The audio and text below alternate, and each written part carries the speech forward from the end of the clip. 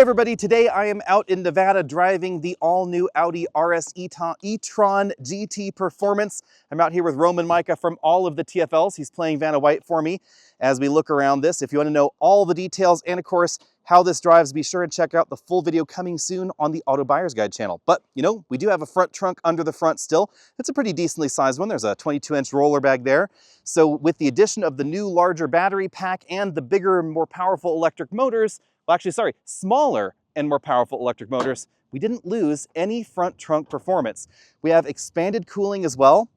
Audi says that now there are basically 3 cooling zones, one for the motor, one for the battery pack, and one for the cabin, and they can operate almost independently of one another. Behind door number 5, we still find the CCS charge connector, and you're going to want to use that if you want to charge this as quickly as possible. This model, 912 horsepower, over 530 on the rear axle, the rest on the front axle. There's an 800-volt battery pack on board. Check out that powered suspension. That's one of the coolest features of this model.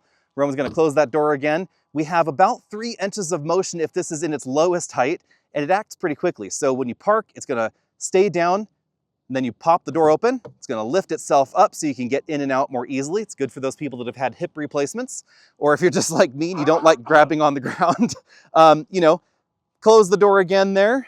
And then it returns to its regular parking heights. That's kind of a handy touch. But low slung under the body, we have a new battery pack, 105 kilowatt hours, about 97 kilowatt hours of that is usable. And then we have a really quick charge rate, 320 kilowatts maximum for the charge rate. We still have a pretty decent sized trunk back here. And yes, it is a trunk, not a lift back or a sport back. A little bit of extra storage space under that floor panel there, kind of handy. But right there in that little bag, we have a 32 amp EVSE, which is probably not going to need to be replaced at home because this is only going to charge at about 9.6 kilowatts when connected to AC. And that could be a little bit faster in my estimation. It is also going to be a little bit cramped in the back seat. So if you do plan on putting larger adults back there, keep in mind we have relatively limited headroom, but we actually have a reasonable amount of legroom. If I just hop in here real quick, this driver's seat's adjusted for me at 6 feet tall. We have a few inches left. I don't know if I could fit a rear-facing child seat in there, but some of those forward-facing seats wouldn't have a problem at all. So you could definitely use this as a family car if you wanted to. Up front, we see some changes as well. We have the classic Audi Performance seat design here with the really cool texture there to that stitching, RS logos there. Roman's gonna Vanna White that seat for us so you can see what kind of headroom we have there. He's 6'2", reasonable amount of headroom there on that side. They haven't gone screen overboard inside, so no passenger screen, but we do have one in the center. New software, toggly buttons there. Lots of shiny black plastic. Not the biggest fan of the shiny black plastic here, but you can heat and ventilate your seats at the same time. So if you got sciatica like Roman does, you know, you can solve that problem there with the heating and ventilation.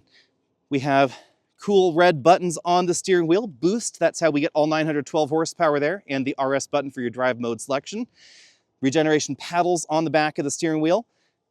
Alcantara wrapped, of course. Check out the door panel trim. This is forged carbon fiber. So it is real carbon fiber, but it uses a different process for its construction. Kind of reminds me of the Dodge Durango SRT. More Alcantara up there at the top of the dash, and of course a full color head-up display.